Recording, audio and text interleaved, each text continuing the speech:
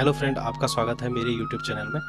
आपको अपने माध्यम से एक नई स्टोरी मैं आपके सामने रखना चाहता हूँ, जो कि अल्मोड़ा ज़िला सल्ट से स्टोरी मेरे सामने आई है।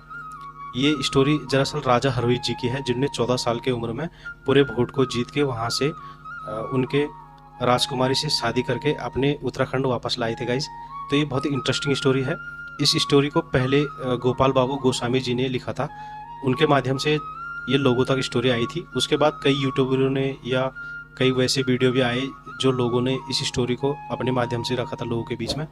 पर मैं आज इसमें जो प्रमाण और तथ्य हैं, कोई नए तथ्य लोगों से छूट गए हैं, मैं कोशिश करूंगा कि वो तथ्य मैं आपके सामने उजागर करूं। तो गाइज, मैं अपनी स्टोरी स्टार्ट करता हूं। ये स्टोरी है राजा हरवीर जी की, और इनका राज्य चलता था चारपट्टी सल्ट में। इनके पिताजी का नाम था राजा समर सिंह हित। इनका राज्य तला सल्ट मला सल्ट में चलता था, चारपट्टी सल्ट में। और इनके राज्य में अन्न धन जल की पानी की किसी भी चीज़ की कोई कमी नहीं थी। राज्य बढ़िया चल रहा था, खुशहाल चल रहा था। इनके 7 पुत्र थे, जो कि राज्य में बड़ा क्रूर व्यवहार लोगों के साथ करते थे और अपनी जनता को बहुत परेशान किया करते थे। तो लोग इनके 7 बेटों से बहुत परेशान हुए। लोगों ने, स्थानीय लोगों ने अपने इष्ट देवों से, अपने भगवान से आराधना की कि इसके 7 लड़कों को हमें इसके 7 लड़कों ने बहुत परेशान कर दिया है। तो देवी देवताओं ने उनकी पुकार सुनी, तो उनके 7 लड़कों को अचानक बुखार आने लगे। तो बुखार आते आते उनके 7 लड़के एक्सपायर हो गए। तो समर सिंह हित के समझ में नहीं आ रहा था कि ये क्या हो रहा है मेरे राज्य में। तो समर सिंह हित भी इस टेंशन में वो भी ख़त्म हो गए। ख़त्म होने के बाद भाई, वो तो जग में जिसने जन्म लिया एक बार मरना ही है सबने, चाहे वो कोई भी है। फिर राजा समर सिंह हित भी ख़त्म हो गए। तो उसके बाद राजा हरवीर जी 7वें महीने में अपनी माँ के गोद में पैदा हो गए थे, गर्भ में। तो 7वां 8वां महीना गया, 9वां महीना गया। 9वें महीने के बाद जैसे सबका प्रोग्रेस है, वैसे ही राजा हरवीर जी भी पैदा हुए।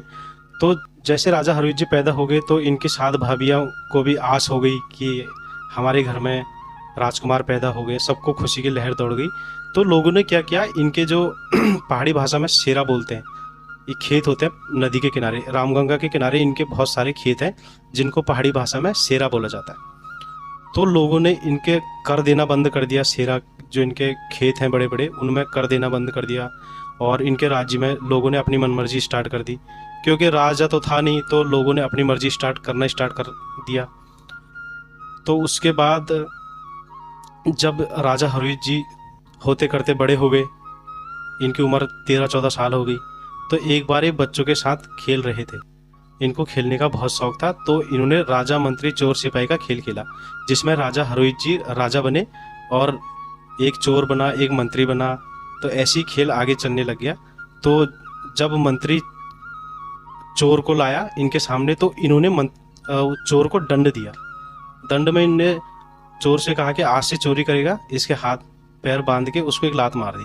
तो उसको बड़ा गुस्सा आया। तो उसने बोला कि भाई, तो ऐसा जो राजा होता तो तू अपने राज्य में तेरा कर कोई नहीं देता, तेरा महल बंजर पड़ गया है और तुम एक बिल्कुल गरीबों की तरह लोगों के बीच में रहते हो, कहाँ गया तुम्हारा राजपाट। तो इतना सुन के लोहे जैसी छाती में इनकी आग लग गई। तो इनने राजवंशी हुए, तो इन्होंने तुरंत खेल छोड़ के घर गए। तो इनने कहा, माँ, मैं रामगंगा में कूद जाऊंगा या मैं जहर खा दूंगा। आज तुमको बताना पड़ेगा कि मेरे पिताजी कौन थे, मेरे भाई कौन थे।